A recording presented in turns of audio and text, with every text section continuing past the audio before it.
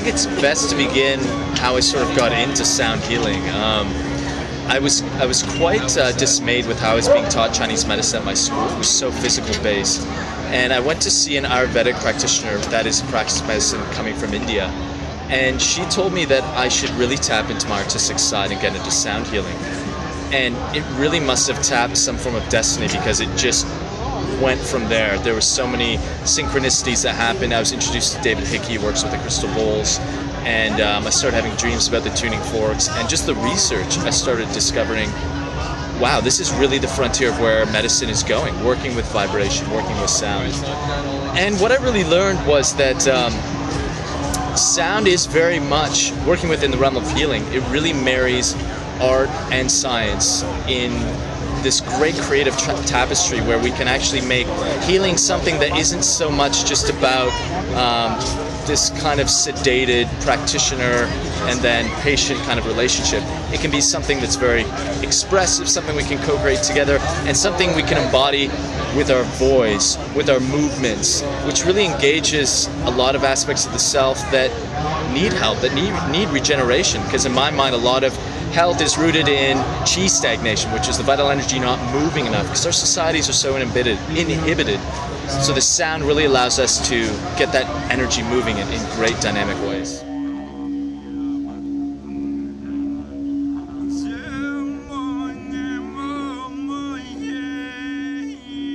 Well, there's still a lot of debate out there about how that actually works. Jonathan Goldman is one of the most well-known sound healers in America and in the world.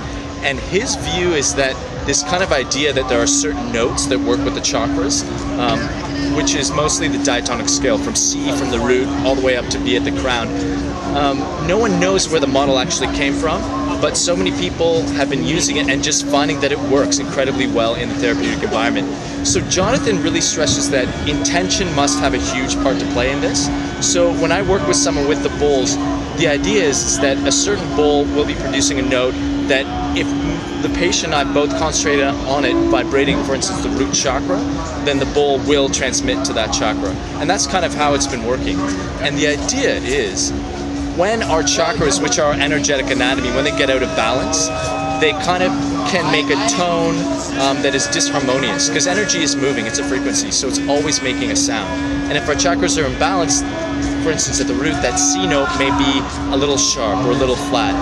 So if I play this beautiful quartz bowl and it resonates this beautiful C note, the idea is that its power will actually harmonize with the chakra, and through this idea of resonance, of one vibration affecting the other, it'll bring it back into harmony and actually remind it of the sound that it should be making, which is a beautiful harmonious C note.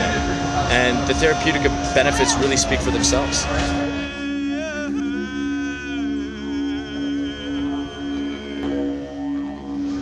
I do it personally every day because I really gravitate towards sound. I always say to people, at least on the realm of antidepressant, I mean, it's the greatest antidepressant out there. Just singing a song that comes to your mind, it just gets things vibrating.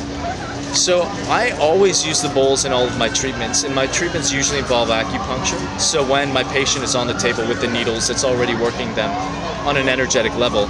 I usually tone the bowls, and I open my awareness to the idea that maybe I'll get an intuition of if it's too much or too little, and I play them thusly.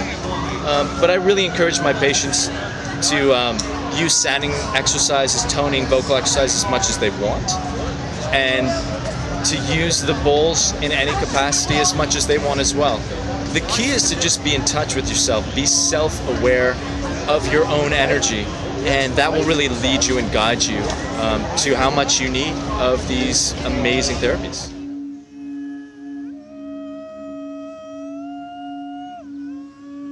Well, when it comes to the frequency aspect, no, my bowls are various sizes, various notes, high and low frequencies. The general idea out there in sound therapy thought is that we need both the higher and the lower, because most of the people we look at, the whole chakra system is out of whack. And that's usually because the system, the society that conditions us, is not only really cutting us off from the root, from that connection to Mother Earth, but it's also really stagnating our connection to, as the Chinese would say, Father Sky. So we really see this imbalance through the whole system. So that really brings in the art aspect of making music with the patient, of using multi-layered approach, of using the sound at a higher frequency and a lower frequency. And in fact, I really stress to my patients that work on the lower frequencies a lot, you know, because a lot of people get very excited about working on the 3 upper spiritual chakras because it's this blissed out realm and it really stimulates the imagination, and that's very powerful to go to that realm. But with my work with the indigenous healers that I've worked with, they really stress that if you don't have the good foundation, the tower that you're building up is just going to be shaky from side to side.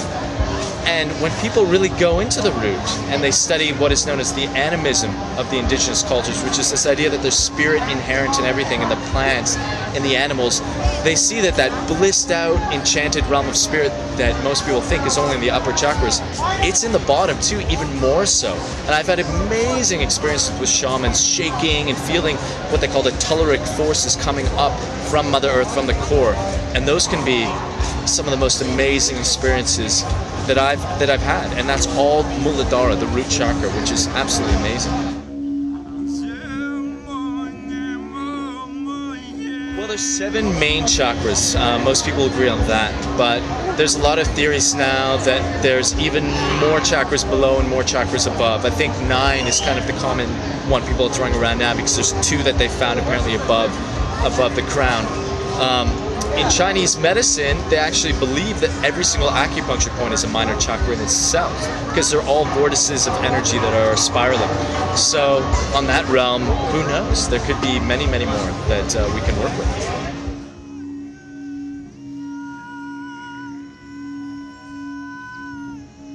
I mean, I just look back on my life and I think about the amazing songs that have just had a huge effect on my life and really opened my consciousness to different emotions and different states of consciousness. And I really think when you have that conversation with anyone, people realize, yeah, there was that great album back when I was in grade 9 that really got me through an emotional time.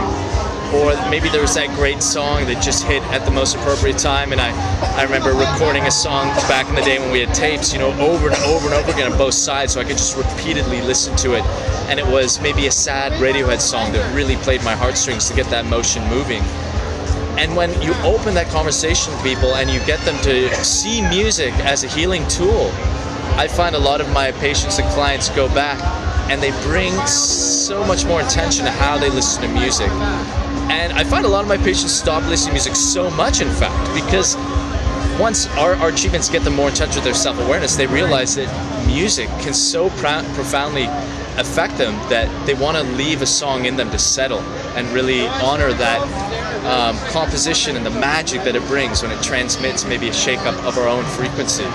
And that's really beautiful, and that's where I think music needs to go. It needs to go to where artists are really setting an intention before they perform, that they're not just transmitting a good time or just entertainment, that you could wholeheartedly change how a person sees the world with one note, with one musical composition. And if artists could really esteem themselves as healers in that way, I mean, wow, so much could change, so much could change.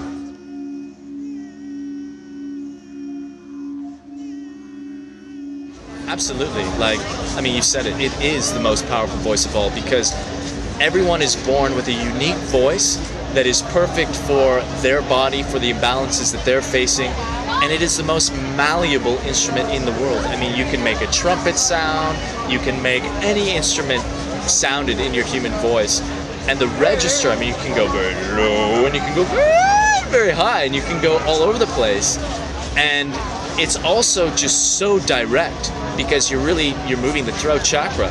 And I've done a lot of work with Bradford Keeney, who's known as the American Shaman. He spent 10 years working with the Kalahari Bushmen. And what they do in their healing ceremonies is they shake the body. And they really get what's known as the Kundalini force really shaking. And that force will actually pull in the solar plexus chakra, which is known as the power chakra. But to bring it up into the heart, we need to resonate the throat. And the best way to do that is to sing and bring that force up. And it's actually the singing that coaxes this powerful primal energy up into the heart. When it hits the heart, that just bong strikes the gong of love, and it's just pure ecstasy. So the human voice I mean, it has the power to awaken so much. And then if you're a performer, I mean, you just know how much power you have to really affect and change the world, change the universe.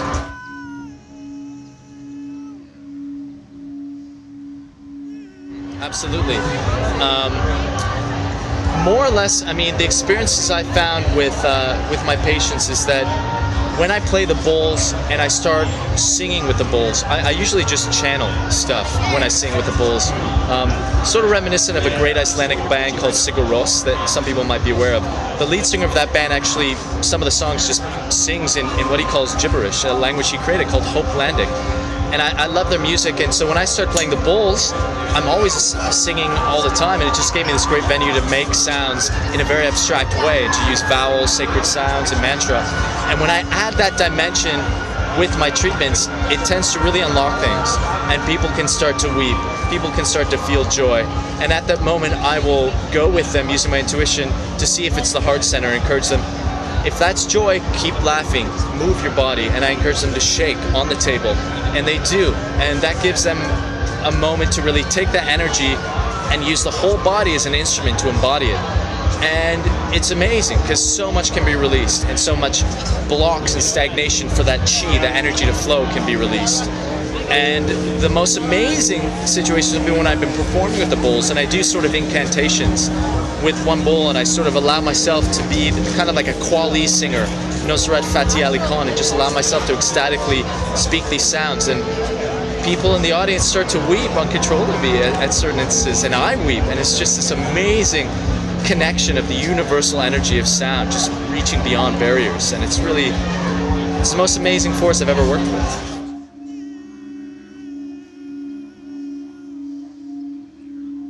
Absolutely. I mean, you just walk around in a city and you realize how besieged you are by dissonance.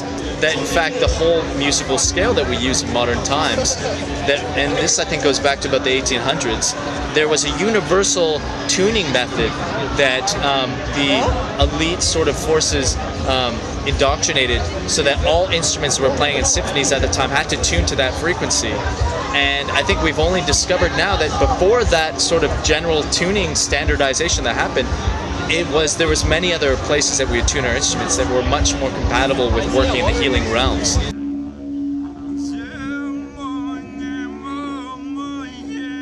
Well, I'd say it's already here. I mean, we're already in it. I mean, open your eyes, open your being, see that everything is already shifted.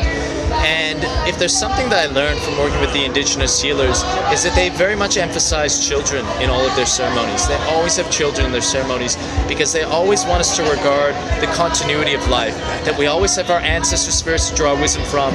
And the reason we're doing work on ourselves and in our communities and healing is for the children, because they're the ones that will then get the world that we've taken care of. So regarding 2012, I try and tell people, yes, it's amazing, tap into that force, but don't get too carried away with spending too much time reading and getting into these theories.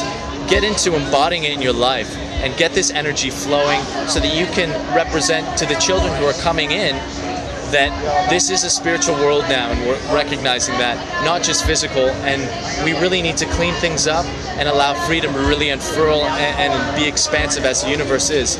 So when it comes to 2012, I just say it's already here, and just embody it and live it. One of the things that really changed my life is a teacher really called me out one day, and he said, you know, in this information age, there's a lot of vulnerability, in the sense a lot of people spend a lot of time seeking for spirit.